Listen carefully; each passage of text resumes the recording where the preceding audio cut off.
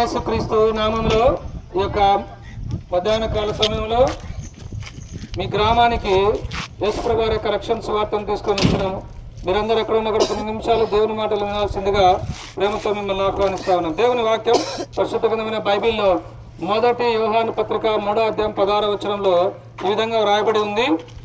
ఆయన మన నిమిత్తము తన ప్రాణమును పెట్టిన గనుక దీని వలన ప్రేమ ఎట్టిదో తెలుసుకొనిచున్నాము. ఆయన మన నిమిత్తము ప్రాణం పెట్టి ఉన్నాడండి. ఎవరు ఆయన? యేసుక్రీస్తు ప్రభుల వారండి. యేసుక్రీస్తు ప్రభుల వారు మన నిమిత్తము ఆ కల్వరి గిరిలో నీ కొరకు నా కొరకు ఆయన ప్రాణం అర్పించినాడు.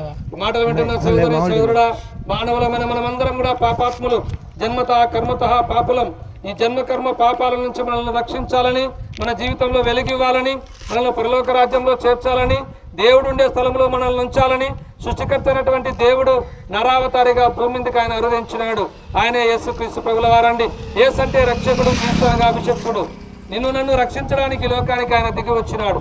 నేను పాపముల కొరకు యేసుక్రీస్తు ప్రభుల వారు సిలువనెక్కినాడు. అమ్మా అయ్యా, యేసు ప్రభు అనగానే మీరందరూ కూడా ఫోటోలో చూసి ఉంటారు కదా.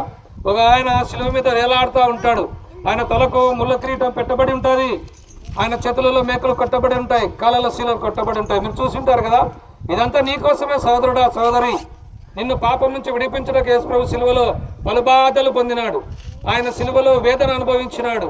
ఆయన సిలువలో యాతన అనుభవించినాడు. దేని కొరకు? నీ కొరకు, నా కొరకు. కనుక మనందరి పాపంలో యేసు ప్రభు సిలువ మీద మోసినాడు. మనందరి పాపముల కొరకు యేసు ప్రభు సిలువలో మరణించినాడు, సమాధి చేయబడినాడు, 3వ నాడు తిరిగి లేచినాడు. మాటలు వింటున్న సోదరి సోదరుడా, ఈ యొక్క మధ్యాహ్న కాల సమయంలో ఇంకా నువ్వు పాపంలో బ్రతుకుతున్నావా? ఇంకా పాపంలో జీవిస్తూ, పాపంలో సుఖిస్తూ, పాపంలో మరణిస్తున్నావా? పాపములలో వచ్చు జీవితం మరణం సోదరుడా.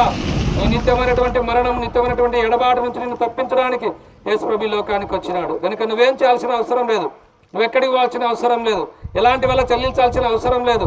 నువ్వెక్కడున్నావు అక్కడ ఇష్టపూర్వకంగా యేసు ప్రభువా, నేను పాపిని, నన్ను క్షమించు, నీ రక్తంతో నన్ను కడుగు అని ఒక చిన్న ప్రార్థన చేస్తే చాలు.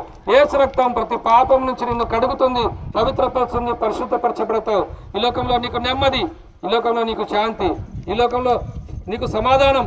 ఈ లోకం విడిస్తే పరలోక రాజ్యంలో యుగాయుగములు దేవునితో కూడా నువ్వు ఉంటావు. అలాగుండాలనేది దేవుని యొక్క సంకల్పం. కనుక సమయం లేదు సోదరా, పరుగుడు రమ్ము. ఇదే మిక్కిలి అనుకూల సమయం, ఇదే రక్షణ దినం. ప్రభునేశ్వరుని విశ్వాసం ఉంచము. అప్పుడు మీరును మీ ఇంటి వారిని గొప్ప ఆత్మరక్షణ, పాపక్షమాపణ, పరలోక రాజ్యం మీరు పొందగలరు.